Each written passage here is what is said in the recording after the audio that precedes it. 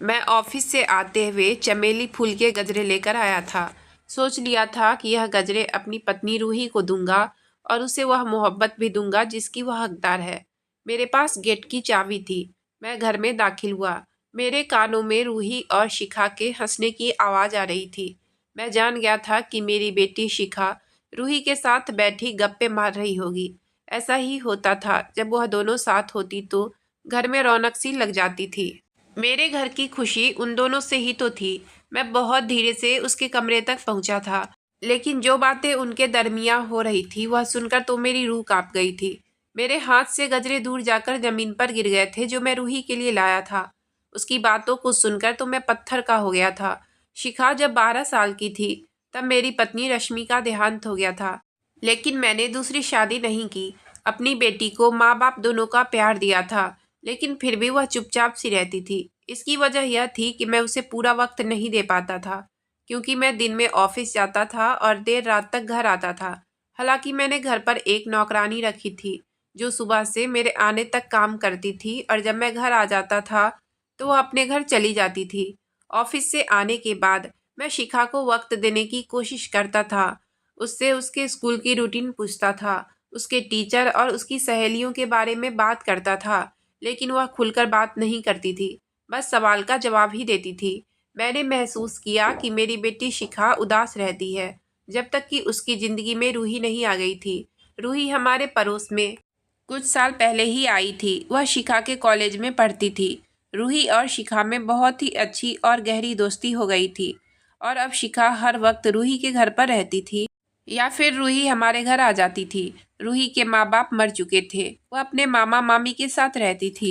उसके मामा से भी मेरी अच्छी खासी जान पहचान थी। चलते फिरते हाय हेलो हो जाया करता था। मेरी जॉब बहुत अच्छी थी। मैं एक कंपनी में मैनेजर था। मेरे घर में भगवान की कृपा से पैसे की कोई कमी नहीं थी। बस जिंदगी में एक ही दुख था कि मेरी पत्नी का साथ ज़्यादा लंबे समय का नहीं था। वह मुझे छोड़कर चली गई थी, लेकिन दोबारा मैंने किसी की तरफ आंख उठाकर नहीं देखा था, क्योंकि मैं अपनी पत्नी रश्मि से बहुत मोहब्बत करता था। मेरी उम्र ज़्यादा नहीं थी और ना ही मैं दिखने में ज़्यादा उम्र का लगता था, क्योंकि मेरी शादी कम उम्र में ही हुई थी। और रश्मि मेरी दोस्त थी। वह मेरे साथ पढ़ती थी और बाद में हम दोनों ने शादी कर ली थी। हम दोनों में बहुत मोहब्बत थी। यही वजह थी कि मैं उसकी जगह किसी और को नहीं दे पाया। बस किस्मत में हमारा साथ ज़्यादा लंबे अरसे तक नहीं दिखा था। जब से मेरी बेटी की दोस्ती रूही से हुई थी, वह हंसने लगी थी, बातें करने लगी थी। घर में एक रौनक सी लगी रहती थी। कभी वह दोनों किचन में होती और कुछ न कुछ पका रही होती। पूरे किचन में उधम सा मचा रहता था, और खाना बनाकर मुझे जरूर टेस्ट कराती थी। खाना जैसा भी बनाती थी, मैं कहता था बहुत स्वादिष्ट है। मेरी नज़र में रूही भी ऐसी ही थी जैसी कि मेरी बेटी शिखा थी। मैं उसे बेटी कहकर पुकारता था। वक्त यूं ही गुजरता रहा और उन दोनों ने इंटर कर लिया। शिखा ने अच्छे नंबर से पास किया था, इसलिए मैंने उससे कहा कि इस बार मैं तुम्हें वह तोहफा दूंगा जो तुम्हें पसंद हो। अब मुझे बताओ कि तुम्हें क्या चाहिए। लेकिन जो चीज़ शिकू ने मुझसे मांगी वह सुनकर मेरे होश उड़ गए। शिकू ने मुझसे कहा कि पापा आप रूही से शादी कर लो। यह सुनकर तो मेरा दिमाग चकराकर रह गया था कि शिखा ने यह क्या कह दिया। मैंने पहली बार शिखा को गुस्से से देखा था। मैंने कहा, तुम होश में तो हो? शर्म आनी चाहिए तुम्हें ऐसी बात करते हुए। वह तुम्हारी दोस्त है, मेरे लिए बेटी जैसी है, और तुम शादी की बात कर रही हो। वह कहने लगी, वह मेरी बहुत अच्छी दोस्त है, उससे मेरी बहुत दोस्ती है पापा। मैं उसके बगैर नहीं रह सकती हूँ। आप प्लीज उससे शादी कर लो। मुझे रूही चाहिए। मैं उसकी बात सुनकर गुस्से में आ गया। मैंने कहा कि वह कोई चीज़ नहीं है जो मैं तुम्हें दे दूँ। एक जीती जागती इंसान है, और मुझे वह तुम्हारी तरह ही प्यारी है। मैं किसी भी कीमत पर यह कदम नहीं उठाऊंगा जो मुझे रूही के सामने और उसके चाचा के सामने शर्मिंदा कर दे। शिखा, तुम सोच भी कैसे सकती हो? मेरा तो यह सब सुनकर ही दिमाग चकरा रहा है कि वह बच्ची मेरे बारे में क्या सोचेगी। हालांकि मैंने तो कभी उसमें और तुम में कोई फर्क तक नहीं समझा। तुम्हारी तरह रूही को भी अपनी बेटी ही समझा है। खबरदार जो तुमने दोबारा मुझे इस किस्म की बात की तो। मैं आज तक शिखा को कभी नहीं डांटा था, लेकिन आज तो उसकी बात ऐसी थी कि मेरा बोलने का अंदाज सख्त हो गया था, क्योंकि मेरा दिमाग इस बात को स्वीकार ही नहीं कर रहा था। वह कैसे यह सब सोच सकती थी? मेरे सख्त शब्दों को सुनकर शिखा रोते हुए मेरे पास से उठकर चली गई। मुझे लगा कि खुद ही वह समझ जाएगी, लेकिन मैं इस बात को बिल्कुल ही भुला चुका होता। लेकिन शिखा ने तो हद ही कर दी। उसने खाना पीना तक छोड़ दिया और चुपचाप अपने कमरे में लेटी रहती थी। मैं वजह पूछता तो कहती कि आप रूही से शादी पर राजी हो जाइए।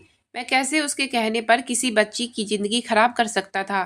मैंने शिखा को बहुत समझाने की कोशिश की, यह सब पागलपंती की बात है, लेकिन वह मेरी बात सुनने को तैयार ही ना थी। वह एक दिन तक भूखी रही, दूसरे दिन कमजोरी से बेहोश हो गई। मैं अब उसके सामने खुद को बेबस महसूस करने लगा था। मैं उसकी बात मान भी लेता तो रूही के मामा यह सुनते ही उसे हमारे घर भेजना ही छोड़ देते। बेहोशी में भी शिखा रूही का ही नाम ले रही थी, लेकिन अभी तक मैं इस बात की खबर रूही को नहीं दी थी। लेकिन अब मैं खुद को बेबस महसूस कर रहा था।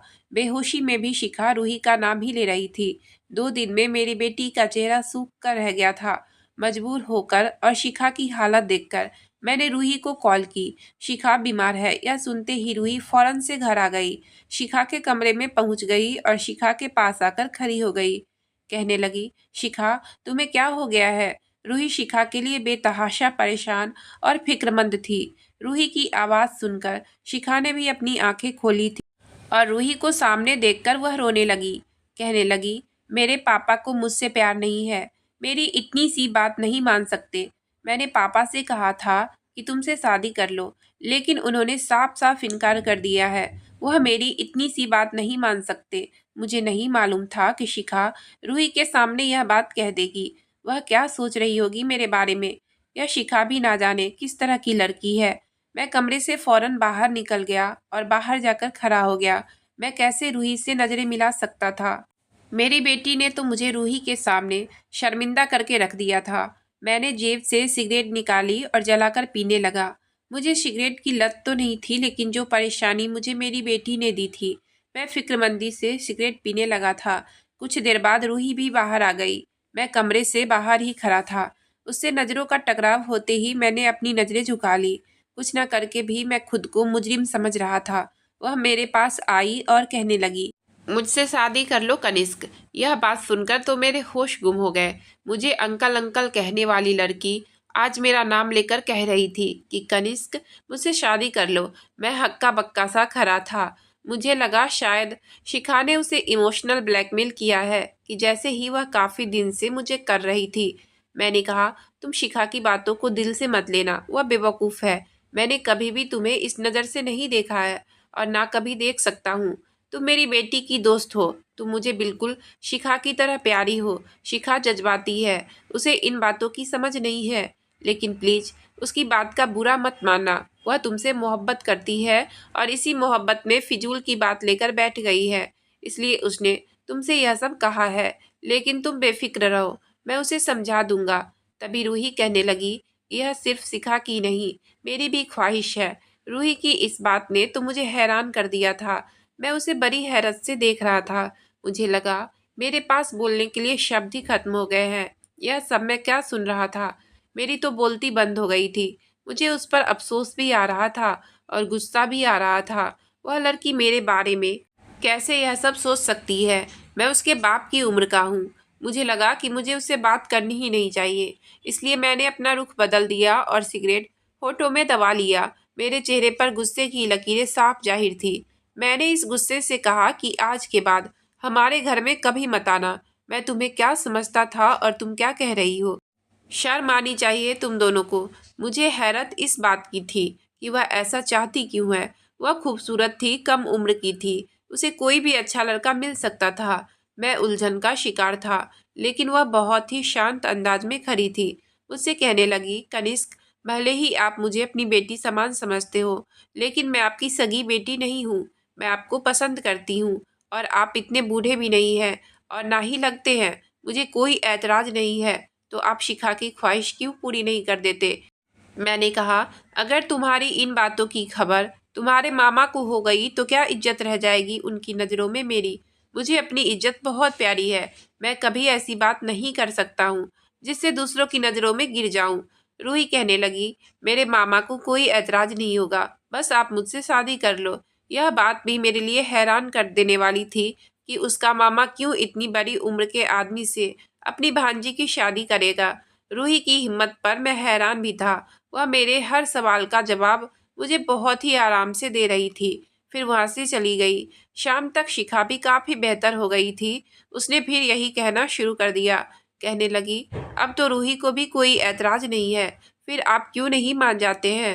अब मैं उसके सामने हथियार डाल चुका था। मुझे शादी की ना तो ज़रूरत थी और ना ही मैं शादी का ख्वाहिशमंद था। यह बस मेरी बेटी की जिद थी। और फिर जब रूही को ऐतराज़ भी नहीं था तो मैं कब तक शिखा को मना करता। इसलिए मैंने डायरेक्ट खुद रूही के मामा से इस बात का जिक्र किया। वह कहने लगे कि मुझे इस शादी पर कोई ऐतराज़ नहीं है। आप एक अच्छे इंसान हैं। असल में मेरी पत्नी का रवैया रूही के साथ ठीक नहीं है।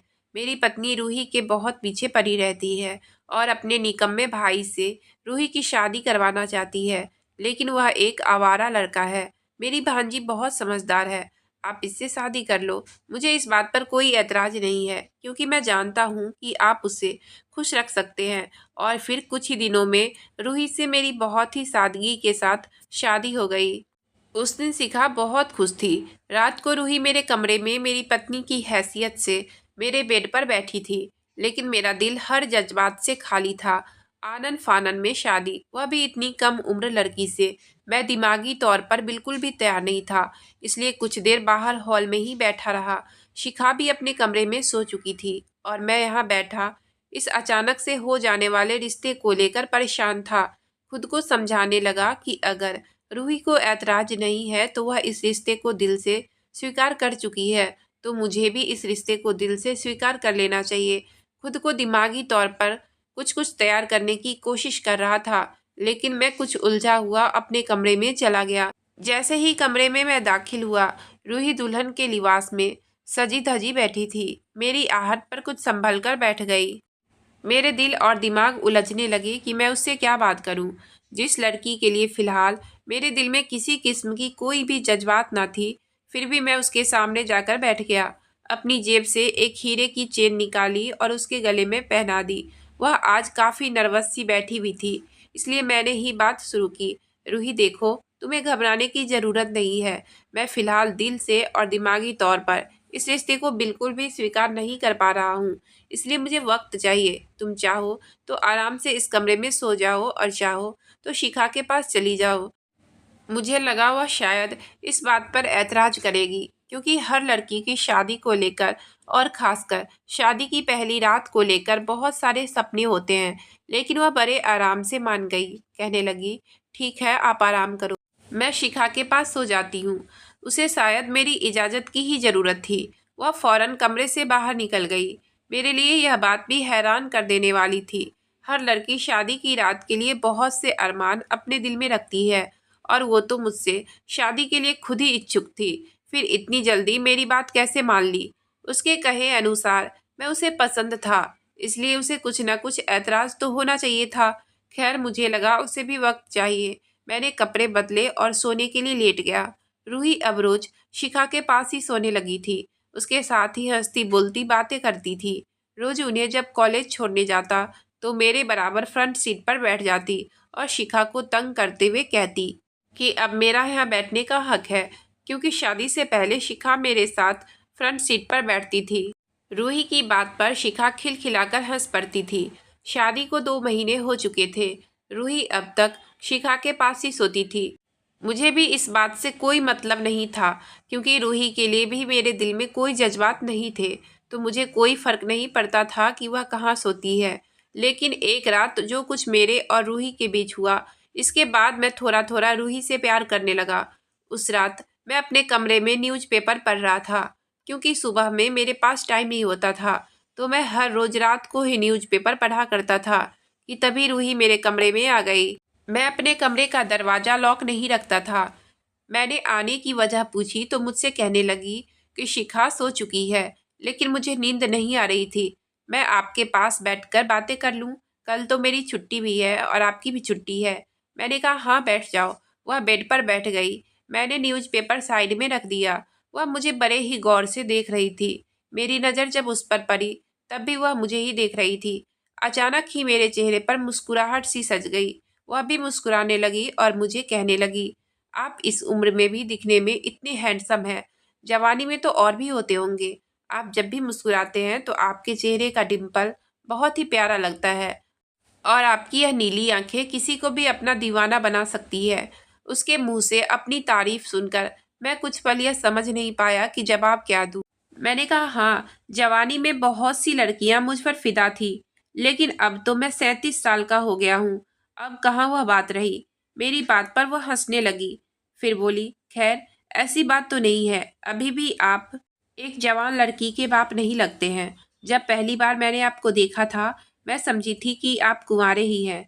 मैंने मुस्कुराते हुए कहा, नहीं, ऐसा इसलिए क्योंकि मेरी शादी सिर्फ 21 साल की उम्र में हो गई थी। मैं अपने माँ बाप का इकलौता बेटा था और तब मेरी दादी बीमार रहने लगी थी। मेरी दादी का आखिरी समय था और मेरी दादी मेरी शादी अपनी आंखों से देखना चाहती थी। इसलिए मरने से पहले उन्होंने अपनी आखिरी इच्छा जाहिर की थी और मैं अपनी दादी की आखिरी इच्छा का मान रखा था और अपनी एक दोस्त से शादी कर ली थी। शादी के अगले ही साल शिखा पैदा हो गई थी। शिखा को देखने के तुरंत बाद ही मेरी दादी चल बसी थी। मेरी बात सुनकर रूही कहने लगी कि हमारे कॉलेज की बहुत सी लड़कियां यही समझती है कि आप शिखा के बड़े भाई हैं। फिर मैं उसे मेरी पहली शादी के किस्से सुनाने लगा।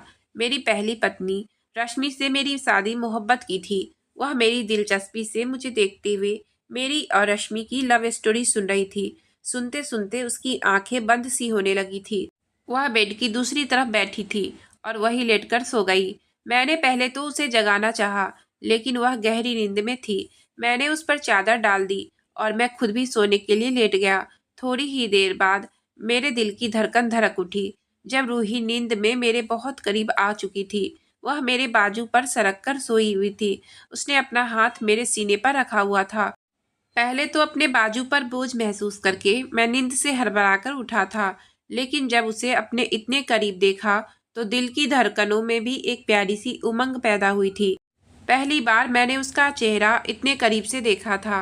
उसके जिस्म की उठती खुशबू ने मेरे अंदर नए जज्बात को बुरी तरह से झकझोर दिया था। बाकी की रही सही कसर अचानक से होने वाली बारिश ने पूरी कर दी। एकदम से बिजली गरजने से वह मेरे बिल्कुल करीब आ गई। मेरे सीने पर हाथ रख दिया। मैं पसीने से सराबोर हो गया। दिल बुरी तरह रफ्तार से धड़क रहा था। फिर वह नींद में बरबराने लगी कि मुझे बिजली गरजने से डर लगता है। अब मेरा खुद पर बस नहीं था, इसलिए मैंने उसे खुद में समेट लिया। पहली बार मेरा दिल रश्मि के बाद किसी के लिए यूं बख्तियार हुआ था। इससे पहले कि मैं बेखुदी में कुछ आगे बढ़ता कि मेरे कमरे के दरवाजे पर दस्तक हुई। मैं चौंक सा गया। फिर ख्याल आया कि बिजली गरजने से तो शिखा भी घबराती है। रूही गहरी नींद में थी। मैंने धीरे से उसे खुद से जुदा किया और उठकर कमरे का दरवाजा खोल दिया। शिखा उड़ी हुई रंगत के साथ घबराई हुई खड़ी थी। मेरे दरवाजा खोलते ही मेरे साथ लग गई। पापा, मुझे डर लग रहा था। बिजली इतनी जोर से गरज रही है और रूही भी मेरे पास नहीं थी। मैंने शिखा का माथा चूमा और उसे तसल्ली दी। फिर कहा कि शिखा बेटा, अब तो तुम बड़ी हो गई हो। बारिश और बिजली गरजने से कौन डरता है। जाओ सो जाओ रूही के साथ। मैं तुम्हारे कमरे में चला जाता हूँ। शिखा रूही के बराबर में सो गई और मैं शिखा के कमरे में आकर लेट गया। लेकिन मेरी नींद अब उड़ चुकी थी। दिल अपने पति होने के फर्ज को पूरा करने के लिए मचलने लगा। मेरी नज़रें अब खुद ब खुद रूही के लिए बदलने लगी थी। एक बार मैं शिखा और रूही को बाहर डिनर पर रेस्टोरेंट ले जाने वाला था। मैंने उन दोनों को पहले ही तैयार रहने का कह चुका था। जब ऑफिस से वापस आया तो रूही मेरे कमरे में अपनी 2 ड्रेस लिए बेड पर बैठी थी। मैंने कहा, तुम तैयार नहीं हुई? रूही कहने लगी, मुझे समझ नहीं आ रहा था कि इनमें से कौन सी ड्रेस पहनूं। शिखा भी नहीं बता रही है। आप मुझे बताइए ना, कौन सा ज़्यादा अच्छा है। आप जो कहेंगे मैं वही पहन लूँगी। उसके सवाल पर मैं हंसने लगा। मैंने कहा, मैं भी शिखा का ही बाप हूँ। मुझे इन बातों का कोई पता नहीं है। जो तुम्हें ज़्यादा अच्छा लग रहा है पहन लो। वह मेरे पास आकर मेरी आंखों में देखकर हक जताकर बोली, आप मेरे भी तो कुछ लगते हैं। मुझे आज आपकी पसंद पहननी है। ये सुनकर मेरा दिल धक से रह गया था। वह किसी बच्चे की तरह जिद करने लगी कि मैं उसे अपनी पसंद बताऊं। मैं उसे एक ड्रेस का बता दिया। वह खुश हो गई। लेकिन जब वह तैयार होकर मेरे सामने आई तो मैं आंखें झपकाना भूल गया था। वह बेहद खूबसूरत लग रही थी। जब मुझसे पूछने लगी कि मैं कैसी लग रही हूँ, सच सच बताओ, तो मेरा दिल समझाने लगा। कहने लगा, तुम इसकी तारीफ उन शब्दों से करो जैसे रश्मि की करते थे। मेरे दिल का शोर अब मेरा चैन चुराने लगा था, लेकिन मैं किसी तरह खुद को संभाला और नजरें चुराते हुए कहा, रूही, तुम अच्छी लग रही हो। मेरी बात सुनकर वह खुश हो गई थी। अब रूही भी कभी कभी शिखा की तरह जिद करने लगती थी। अगर मैं दोनों के लिए कपड़े या कोई और चीज खरीद कर लाता तो वह शिखा की तरह मेरे गले लग जाती, मेरे कान के करीब आकर कहती थी, I love you Kanishk, thank you so much. Shikhu मेरी बेटी थी, उसके लिए मेरे जज्बात अलग थे। उसका इजहार मोहब्बत करना भी मुझे अच्छा लगता था, जैसा एक बाप को लगना चाहिए। लेकिन जब वही बात रूही मुझसे कहती तो मेरा दिल अंदर से धमाल मचाने लगता था। रूही का यूं मेरे करीब आना मेरी रातों की नींद उड़ाने लगा था। अब मेरा भी जी चाहता था कि उसे अपने कमरे में रखूं, उसकी तारीफ किया करूं, उसके करीब रहूं। ऑफिस से आते हुए चमेली के गजरे लेकर आया था।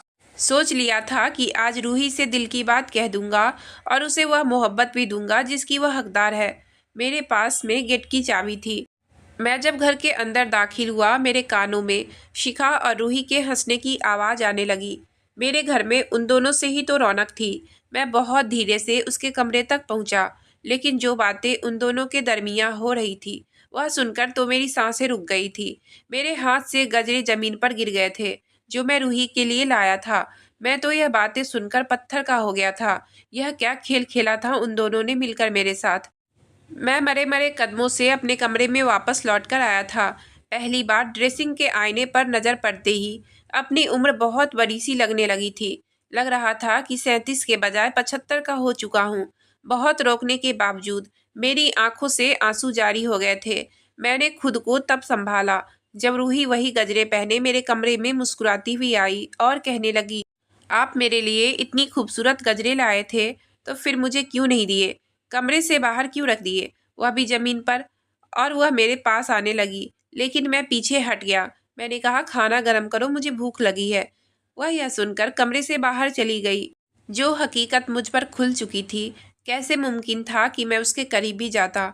उसके बाद मैं खुद ही रूही से फासला रखना शुरू कर दिया।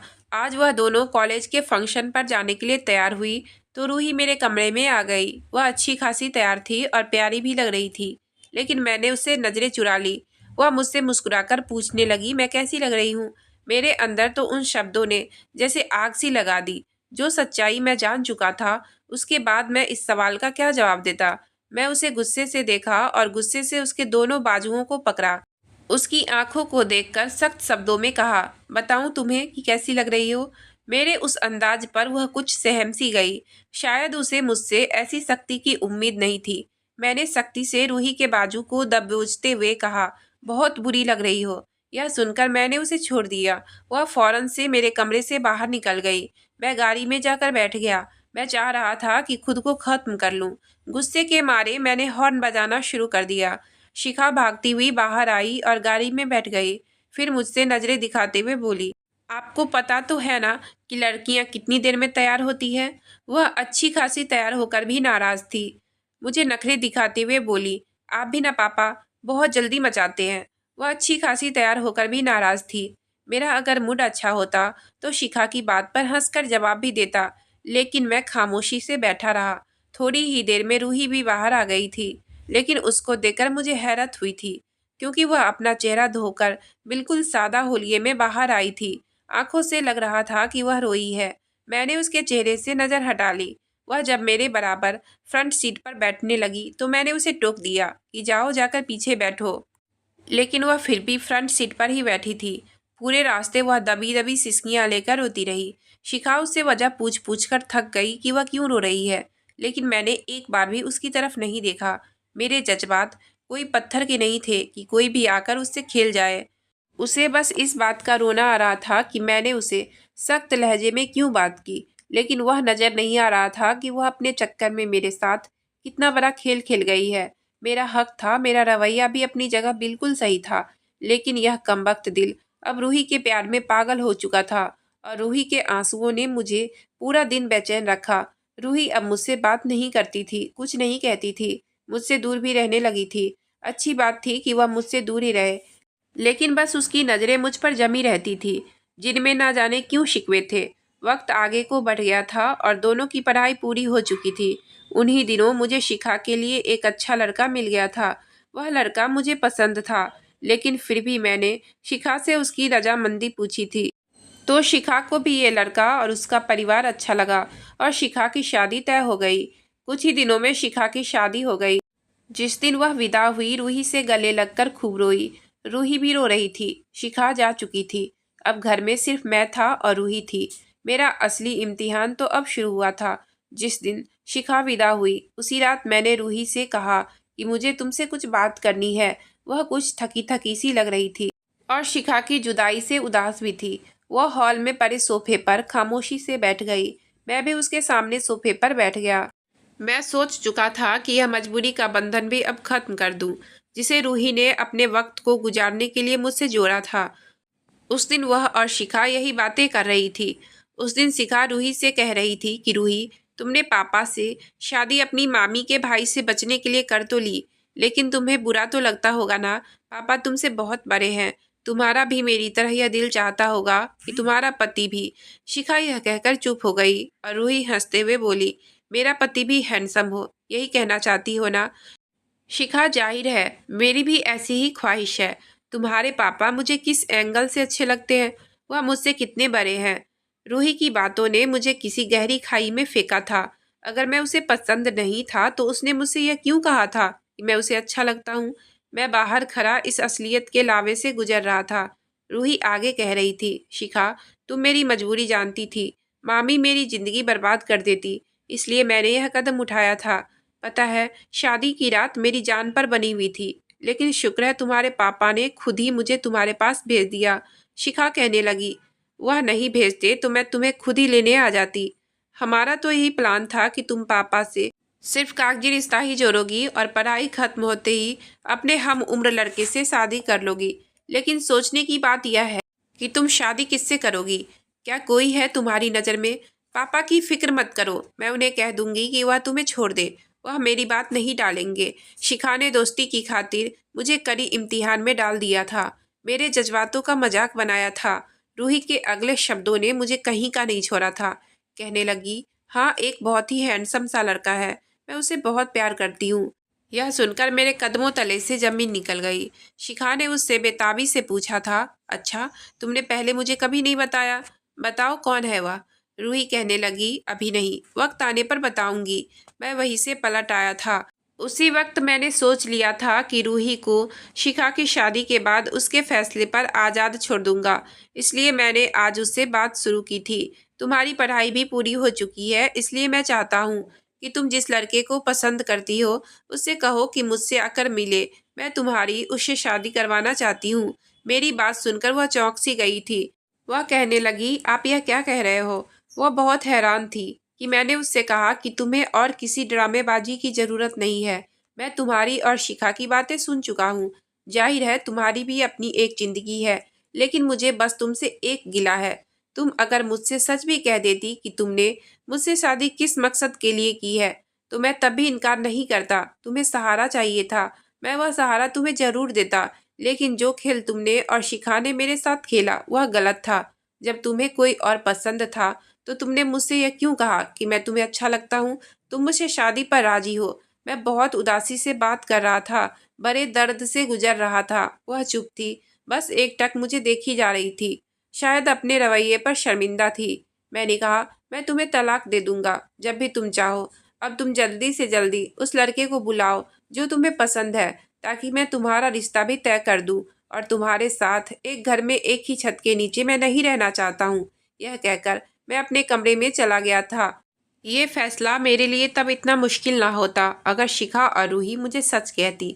लेकिन जो ड्रामा उन्होंने रचाया था, मेरे जज्बात बुरी तरह से चकनाचूर हो गए थे। मेरी आंखों से नींद कोसों दूर थी, लेकिन मैं बेड पर लेट गया। तभी जोर जोर से दरवाज़ा खटखटाने पर मैं चौंक सा गया। उठकर दरवाज़ा खोला तो बाहर रूही थी। लेकिन इस वक्त क्यों आई थी? मैंने कहा, तुम अपने कमरे में चली जाओ, मैं इस वक्त तुमसे बात नहीं करना चाहता। मैं किस दर्द से गुजर रहा था मैं ही जानता था। मैं नहीं चाहता था कि रूही के साथ सख्त रवैया अपनाऊं, लेकिन वह रो रही थी। कहने लगी, अगर आपने दरवाज़ा नहीं खोला तो मेरा मरा हुआ मुंह देखोगे। उस बेवकूफ़ लड़की पर मुझे गुस्सा सा आने लगा था। मैंने उठकर दरवाज़ा खोला। वह अभी उस ड्रेस में थी जो शिखा की शादी पर पहनी थी और वैसे ही तैयार भी थी। बस रोने से काजल फैला हुआ था। मैंने नजरें फेर ली। वह अंदर आ गई और मुझसे पूछने लगी, मैं कैसी लग रही हूँ? मैं रूही की बात पर बड़ी हैरत से उसे देखा। यह कैसा सवाल था? वह मेरे बिल्कुल करीब आ गई और कहने लगी, मैंने आपसे कुछ पूछा है, मैं आपको कैसी लग रही हूँ? और यह कहकर वह अचानक ही मेरे सीने से लगकर रोने लगी। मैं तो अपनी जगह पत्थर हो गया था। रूही मेरे सीने से लगी हुई थी और रोते हुए कह रही थी, आपने आधी अधूरी बातें सुनी और खुद से कुछ भी सोच लिया। आप मेरे लिए एक खूबसूरत नौजवान लड़का हो। वो शिखा की सोच थी। मैं कई बार उससे कह चुकी थी कि तुम्हारे पापा मेरे आइडियल हैं। मुझे उनकी पर्सनालिटी बहुत अच्छी लगती है। लेकिन शिखा उम्र का फर्क मेरे सामने रख देती। उसे लगता था कि मैंने मामी के भाई से बचने के लिए मजबूरन आपसे शादी की है। इसलिए मैं शिखा को वही जवाब दे रही थी जो वह सुनना चाहती थी, क्योंकि मैं उसे यकीन दिला दिलाकर थक गई थी कि मैंने आपको दिल से कबूल किया है। हाँ, यह सच है कि शादी की रात मैं बहुत नर्वस थी और वह हर लड़की होती है। लेकिन उसके बाद मैं सचमुच आपसे मोहब्बत करने लगी थी। मेरी ख्वाहिश थी कि आप मुझे देखें, मेरी तारीफ करें, मुझसे बात करें। लेकिन आप मेरी तरफ देखते तक नहीं थे। इसलिए मैंने खुद से आगे की तरफ कदम बढ़ाया था। आपसे रात के वक्त बातें करने लगी थी। आपके बराबर में सो गई थी। मुझे मेरे रिश्ते का हक चाहिए, लेकिन मैं खुद से यह बात नहीं कहना चाहती थी। हर लड़की की ख्वाहिश होती है कि ऐसा कदम पहली बार उसका पति उठाए। इसलिए बारिश के बहाने आपके करीब आ गई थी। लेकिन शिखा के आ जाने से मैं आपके प्यार और आपकी संगत से प्यासी ही रह गई थी। मेरी ख्वाहिश थी कि आपके पसंद की ड्रेस पहनूं, आपकी मुझ पर तारीफ भरी नजरें उठे। आपकी नजरें मुझे अंदर तक बेचैन कर देती थी। मैं बहाने बहाने से आपके करीब आने की कोशिश करती थी कि शायद आपको मेरे प्यार का एहसास हो। लेकिन आप तो शायद पत्थर के बने हुए इंसान हो। वह मेरे सीने से लगी मुझसे शिकवे कर रही थी। एक गलत फहमी थी जो हमारी दरमियां पैदा हो गई थी। मैंने रूही की तरफ कदम नहीं बढ़ाए थे और यह गलती तो मेरी थी। मैंने उसका चेहरा अपने दोनों हाथों में लिया और उसके माथे को चूमकर उसे उसका पहला हक दिया था। बहुत खूबसूरत लग रही हो, मैंने तारीफ की। वह हंसती हुई रोते रोते मुस्कुराने लगी। वह वाकई बहुत हसीन थी। मैं उसे समझ नहीं पाया था। मैंने कसकर रूही को अपने सीने से लगा लिया। दिल की धड़कनों ने शोर मचाया था, लेकिन अब मेरे दिल की धड़कनों के साथ रूही के दिल की धड़कनें भी साफ सुनाई दे रही थी। अगर आपको कहानी अच्छी लगी हो तो प्लीज़ वीडियो को लाइक और चैनल को सब्सक्राइब करें। आपका बहुत बहुत धन्यवाद।